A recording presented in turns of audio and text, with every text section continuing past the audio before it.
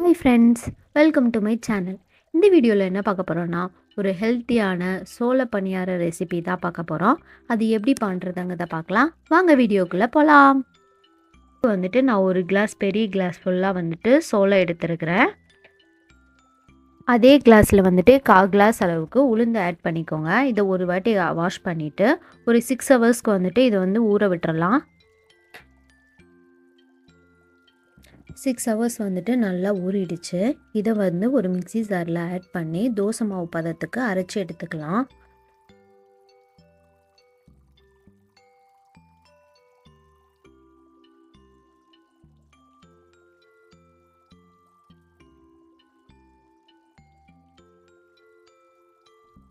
இதே டைமில் நம்ம சோளம் எடுத்த அதே கிளாஸில் 1/2 கிளாஸ் அளவுக்கு அவுள் எடுத்து அதை தண்ணியில் ஒரு 5 மினிட்ஸ் ஊற வச்சு எடுத்துக்கலாம்.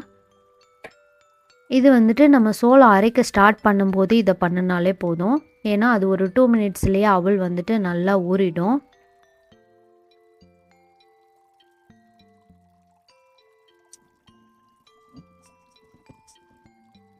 சோளம் உளுந்து ஊற வச்சதை 2 டைமாக நான் அரைச்சிக்க போகிறேன். ஃபஸ்ட் டைம் அரைச்சி நான் எடுத்து வச்சிட்டேன். இந்த பதத்துக்கு அரைச்சி வச்சுக்கோங்க. நெக்ஸ்ட் டைம் அரைக்கும் போது நம்ம ஊற வச்சுற அவலை இது கூட ஆட் பண்ணி அரைக்க போகிறோம்.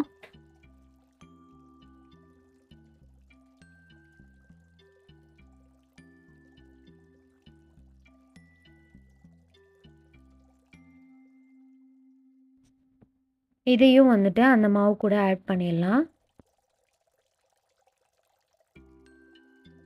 ஆட் பண்ணிவிட்டு நல்லா மிக்ஸ் பண்ணி விடுங்க. மிக்ஸ் பண்ணி விட்டுட்டு ஒரு மூடி போட்டு மூடி நைட் ஃபுல்லாக அப்படியே விட்டுறலாம்.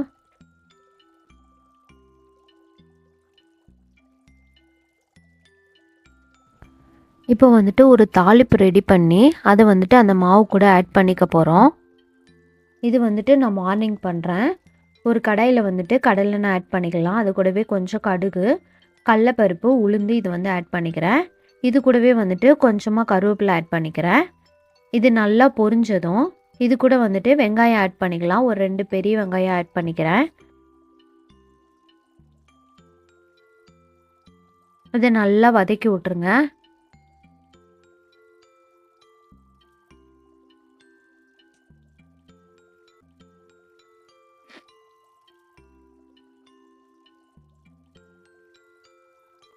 நல்லா வதங்கிடுச்சு. இதை நம்ம அந்த சோள மாவு கூட ஆட் பண்ணிக்கலாம். பாருங்கள் மாவு எவ்வளோ நல்லா புளிச்சு நல்லா எம்பி வந்திருக்குன்னு.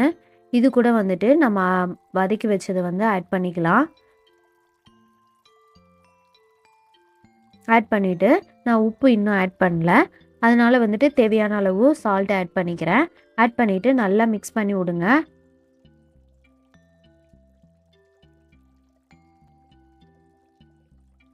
நல்லா மிக்ஸ் பண்ணி விட்டிங்கன்னா நம்ம சோள பணியாரத்துக்கு தேவையான மாவு ரெடி ஆயிடுச்சு.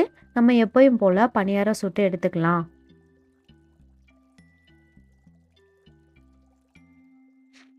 இதுக்கு நான் நல்லெண்ணெய் தான் யூஸ் பண்ணியிருக்கேன்.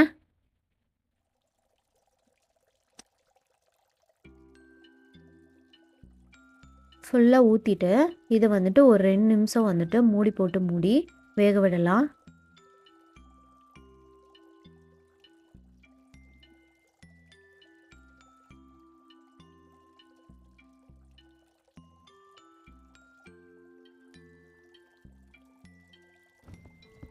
திருப்பி போட்டுட்டு திரும்பவும் மூடி போட்டு மூடி ஒரு 2 நிமிஷம் குக் பண்ணிடலாம்.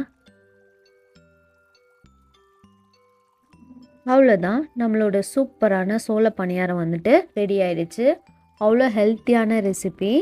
டெய்லி இட்லி தோசையே செய்யாமல் இந்த மாதிரி டிஃப்ரெண்ட்டான ரெசிபி செஞ்சு கொடுங்க. வீட்டில் இருக்கிறவங்க விரும்பி சாப்பிடுவாங்க. இந்த மாதிரி ஹெல்த்தியான ரெசிபி வேணும்னா நம்மளோட சேனலை சப்ஸ்கிரைப் பண்ணிக்கோங்க. Thank you all.